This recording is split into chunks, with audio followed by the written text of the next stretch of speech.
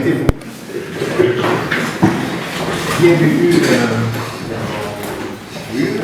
Alors, je vais demander la délégation de la Banque mondiale. Dans le cadre du projet de résilience, projet consistant à renforcer la résilience de l'insécurité alimentaire des villages de retour, financé par la Banque mondiale dans la province du Tanganyika. La FAO, partenaire privilégié du ministère de l'Agriculture, a accompagné les responsables de la Banque mondiale auprès du ministère sectoriel ce mercredi 4 septembre 2024 dans son cabinet de travail. Excellence Mpongwe Moulapi Raphaël a été informé de la manière dont se passent les projets en province. C'était l'occasion du responsable de la Banque mondiale de présenter ses civilités. Ces deux partenaires ont sollicité au patron de l'agriculture en province de son accompagnement. Souci du développement de la province du Tanganyika, objectif majeur du gouverneur des provinces, l'honorable Christian Kitungwa Muteba, le ministre provincial de l'agriculture, de la pêche, du tourisme et du développement rural, Mpongwe Moulapi Raphaël, les a rassurés de son accompagnement. Au sortir de cette rencontre, le chef du bureau de la FAO est revenu sur les condensés avec l'excellence, monsieur le ministre. Oui, bon, de toute façon, comme vous le savez, le ministère de l'Agriculture et la FAO, c'est des partenaires privilégiés, hein. Donc on se voit très souvent ensemble.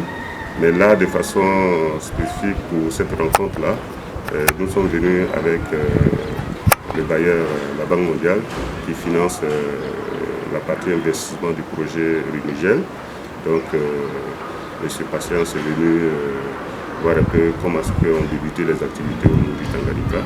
Et c'est comme ça qu'il a voulu rendre une visite courtoisie, rendre les civilités à son Excellence, Monsieur le ministre, mais également aussi lui présenter un peu ce pourquoi il était venu, et aussi voir comment est-ce que le ministère, à travers son Excellence, pouvait accompagner la mise en œuvre du projet au niveau du Tanganyika pour que nous puissions être un peu dans les délais d'exécution et aussi la bonne manière.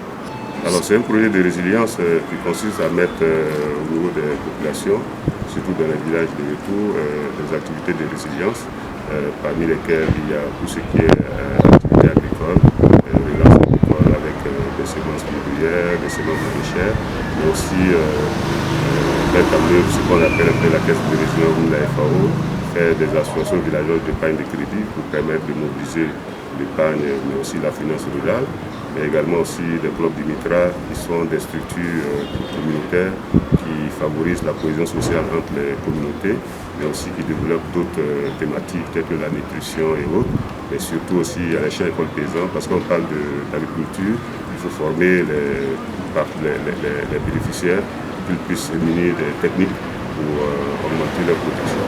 Le projet sera exclusivement dans le territoire de Kalemi, au niveau des zones de santé de Niamba et zones de santé de Kalemi.